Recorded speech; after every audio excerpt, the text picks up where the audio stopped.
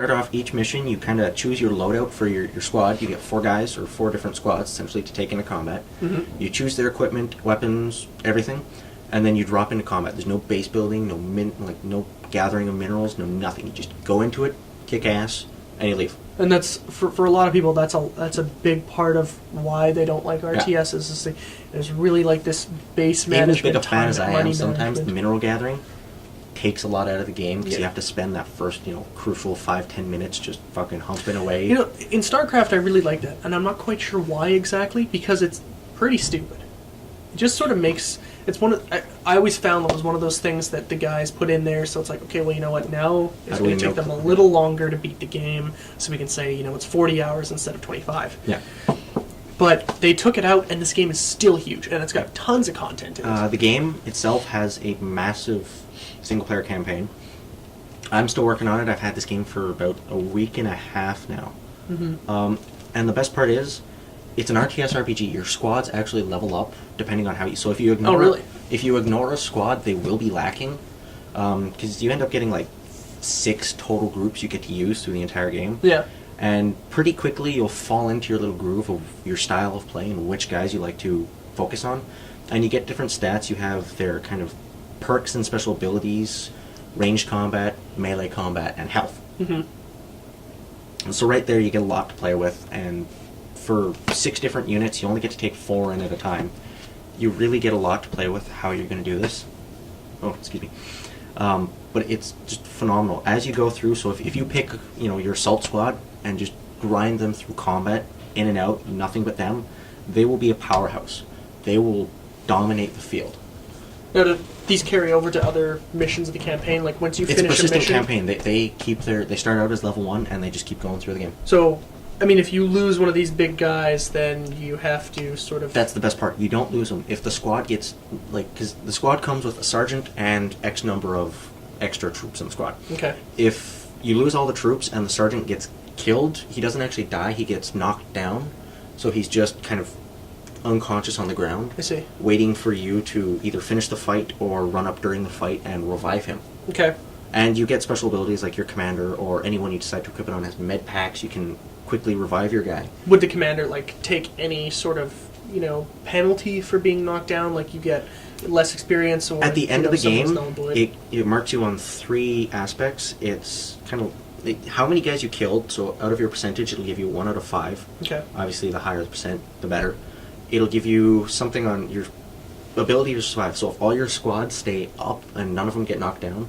Now, saying that, you can lose, all 3 Space Marines in your tactical squad, but so long as the sergeant is still up, the squad is still active. Okay. So you don't lose a point there. So if all 4 squads can stay alive, you get a 5 out of 5 again. And then your time. Obviously, the faster, the more stars. After that, it'll grant you, because every star gives you more XP. So if you get all 15, that's 4 achievements right there, if you can actually do that in one game. For getting all 5 for... It's probably a pretty big bonus, too, It is a huge bonus. It's like 100 and something gamer points I got for getting those 4 achievements. You get... Oh, yeah, because it's Games for Windows.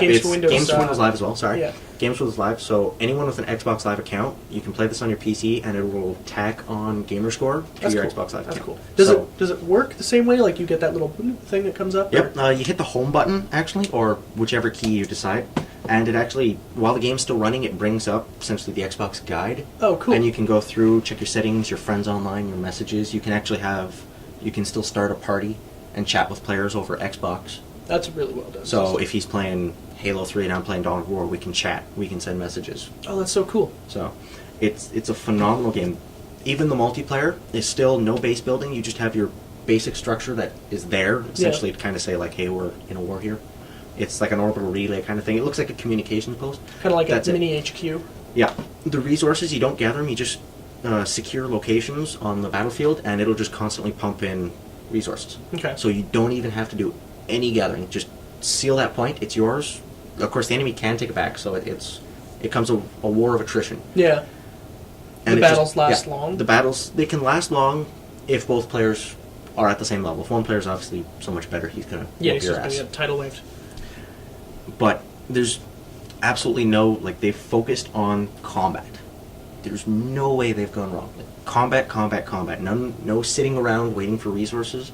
The start kind of is a little bit slow at first, but it only takes 30 seconds to a minute to really pick up. It's an RTS. I mean, It's an action RTS RPG kind of. Right there.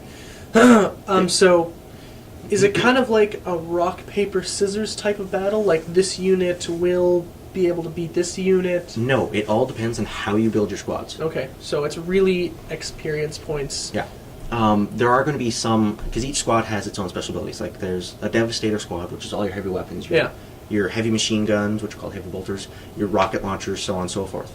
They'll obviously be able to do what's called suppression, where it slows down the other squad, or their target squad, and it'll slow them down. But they get special abilities that, for a short period of time, increases their damage output.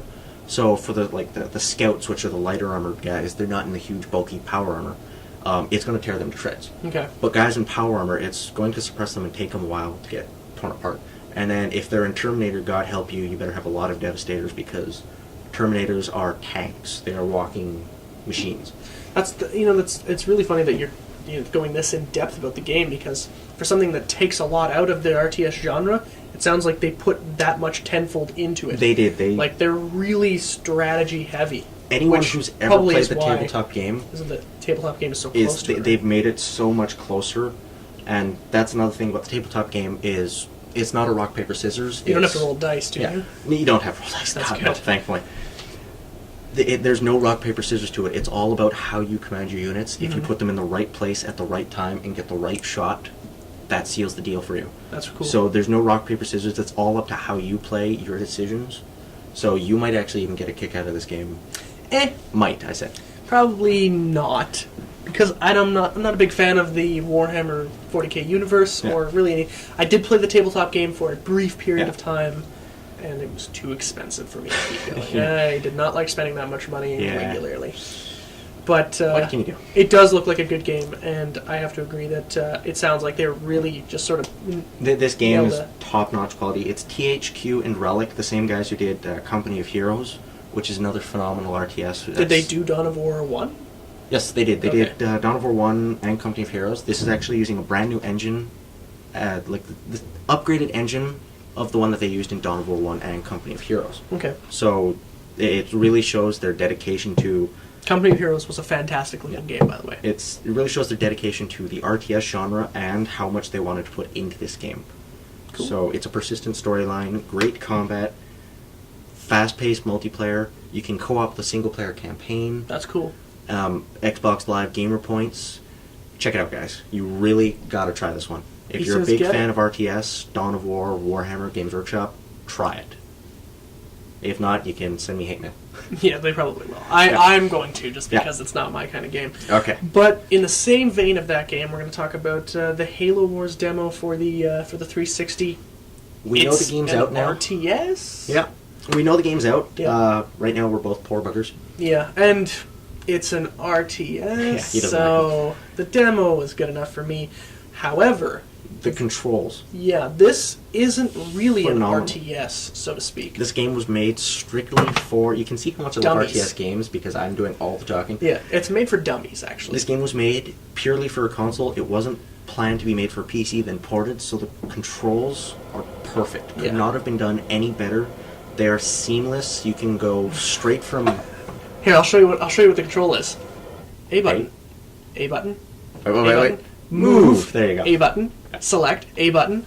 That's what it's like. So it's. I don't know what the other buttons are for. If they're for anything at all. Command and Conquer can sometimes bugger it up. That's true. So, the controls are phenomenal. They've said it from the beginning. It was purely for a console, and the controls really show it. Graphics. Quite top notch, actually.